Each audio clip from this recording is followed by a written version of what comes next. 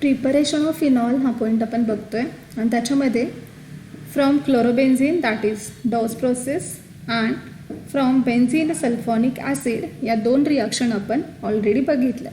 त्यानंतर तिसरी रिॲक्शन आहे preparation of phenol from cumin. Preparation of phenol from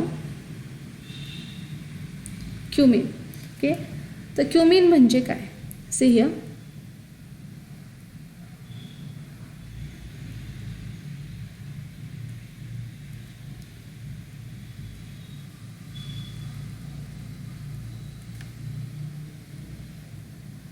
this is known as cumin किंवा ह्याचंच नाव आपण सांगू शकतो isopropyl benzene. This is known as cumin or isopropyl benzene. तर हा जो ग्रुप आहे इथं हा आयसोप्रोपिल ग्रुप आहे आणि हे बेन्झीन. त्यामुळे क्युमिनलाच आयसोप्रोपिल बेन्झीन असं सुद्धा म्हणतात. ही दोन्ही नावं लक्षात ठेवायची. तर या रिॲक्शनमध्ये काय होतं तर क्युमिनचं एअर ऑक्सिडेशन होतं in presence of a cobalt naphthenate. In presence of a cobalt naphthenate as a catalyst. तर एअर ऑक्सिडेशन होतं. ॲक्च्युली इथं सनलाईटच्या प्रेझेन्समध्ये हे रिॲक्शन होते. तर रिॲक्शन कशा पद्धतीनं होते आणि ॲक्च्युली प्रॉडक्ट कसा मिळणार आहे बघा. तर plus oxygen that is air oxidation in presence of cobalt naphthenate as a catalyst at 423 Kelvin temperature. तर ॲक्च्युली इथं आपण रिॲक्शन कशा पद्धतीनं होते इथं आधी बघूयात. Okay, see ya.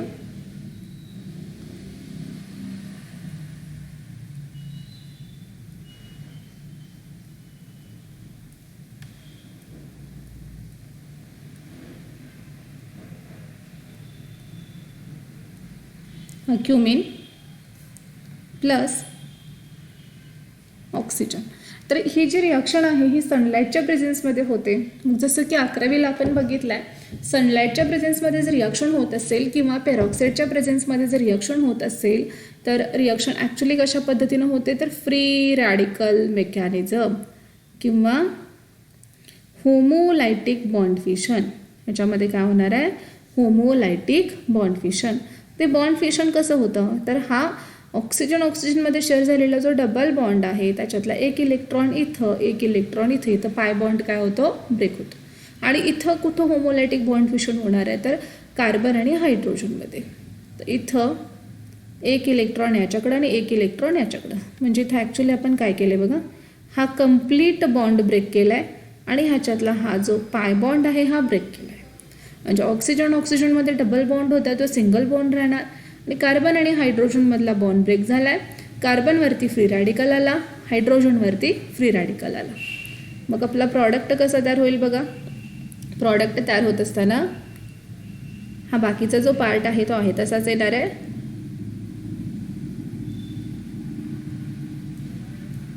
हा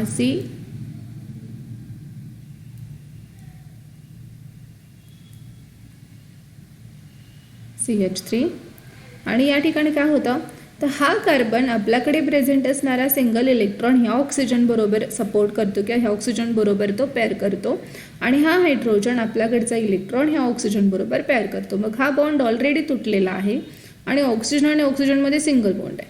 मग हा कार्बन आणि हा ऑक्सिजन यांच्यामध्ये बॉन्ड येणार दॅट इज O आणि ऑक्सिजनला ऑक्सिजन लिंक झालेलाच आहे सिंगल बॉन्डनी दॅट इज O आणि ह्या ऑक्सिजन बरोबर हा हायड्रोजन पेअर करणार दॅट इज H. म्हणजे हा आपला झाला इंटरमिजिएट. ह्या इंटरमिजिएटचं नाव आहे क्युमिन हायड्रोपेरॉक्साईड. ह्या इंटरमिजिएटचं नाव आहे क्युमिन हायड्रोपेरॉक्साईड. तो इथं आपण तयार करणार आहे.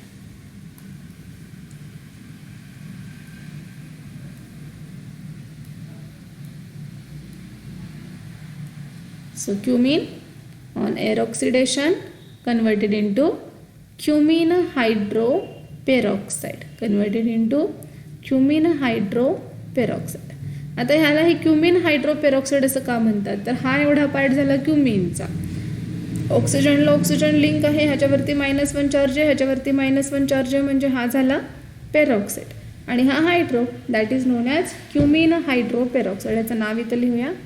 दिस is known as cumene hydroperoxide. Cumene hydroperoxide. तर क्युमिन हायड्रो पेरॉक्साईडची ट्रीटमेंट डायल्यूट ॲसिड बरोबर करायची आहे. डायल्यूट ॲसिड बरोबर ट्रीटमेंट केल्यानंतर त्याचं कन्वर्जन होणार आहे फेनॉलमध्ये आणि कीटोनमध्ये. So this is on treatment with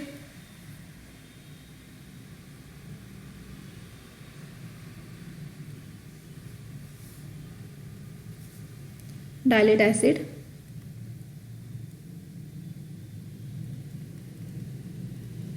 on heating decomposition takes place. तर प्रॉडक्ट कसं काढायचं बघा. हा एवढा जो पार्ट आहे हा बाय प्रॉडक्ट असणार आहे, that is CH3CCH3 double bond O, आणि हा OH या रिंगला जोडायचा आहे. सो द प्रॉडक्ट इज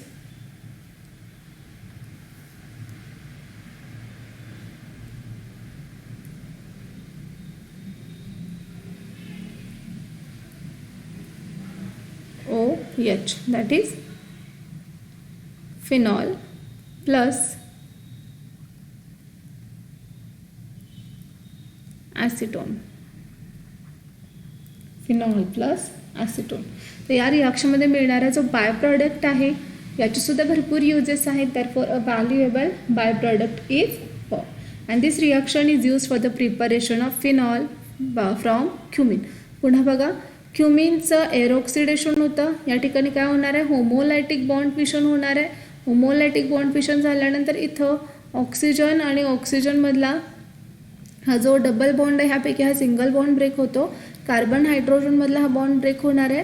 ह्या कार्बनकडे सिंगल इलेक्ट्रॉन आहे, याच्याकडे सिंगल इलेक्ट्रॉन आहे, याच्याकडे सिंगल इलेक्ट्रॉन आहे, याच्याकडे सिंगल इलेक्ट्रॉन आहे. कार्बनचा सिंगल इलेक्ट्रॉन आणि ऑक्सिजनचा सिंगल इलेक्ट्रॉन ह्यांचा पेअरिंग होणार, आणि हायड्रोजनचा सिंगल इलेक्ट्रॉन आणि ऑक्सिजनचा सिंगल इलेक्ट्रॉन यांचा पेअरिंग होणार. आणि तयार झालेला जो बाय प्रॉडक्ट आहे त्या बाय प्रॉडक्टचं नाव आहे cumene hydroperoxide, which is a intermediate here. आणि क्युमिन हायड्रो पेरॉक्साईडची ट्रीटमेंट डायल्यूट ॲसिड बरोबर केली असता त्याचं डिकम्पोजिशन होतं आणि त्याचं कन्व्हर्जन फिनॉल आणि ॲसेटोनमध्ये होतं.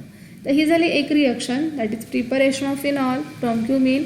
आणि दुसरी रिॲक्शन आहे preparation of phenol from aniline. म्हणजे एकूण प्रिपरेशन मेथडमधली चौथी reaction, preparation of phenol from aniline. Preparation of phenol from aniline. See हा ॲनिलीन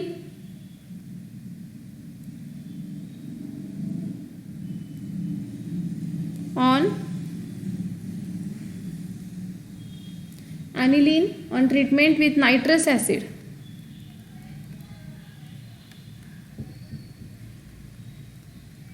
That is HNO2. Aniline on treatment with nitrous acid. नायट्रस ॲसिडला प्रिपेअर करण्यासाठी, हा अनस्टेबल आहे आणि ह्याला प्रिपेअर करण्यासाठी त्या रिॲक्शनमध्ये आपल्याला सोडियम नायट्राईट आणि HCl ॲडिशन करायचे. सोडियम नायट्रेट आणि HCl एकमेकांबरोबर रिॲक्ट होणार आणि नायट्रस ॲसिडचं प्रिपरेशन करणार. आणि हे जे प्रिपरेशन आहे हे इन सितू मीडियममध्ये केलं जातं, म्हणजे त्या रिॲक्शनमध्ये NaNO2 आणि HClला वापरायचं. नायट्रस ॲसिड हा तयार होतो.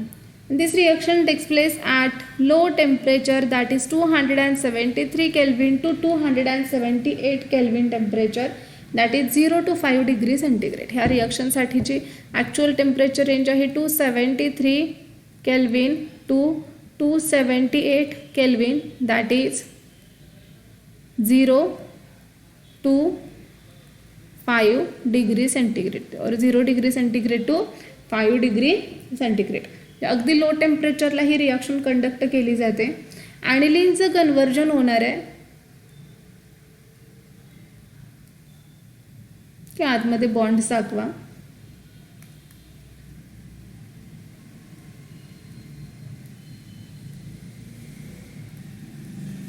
N2 plus Cl means that is N triple bond N single bond Cl, N triple bond N single bond Cl.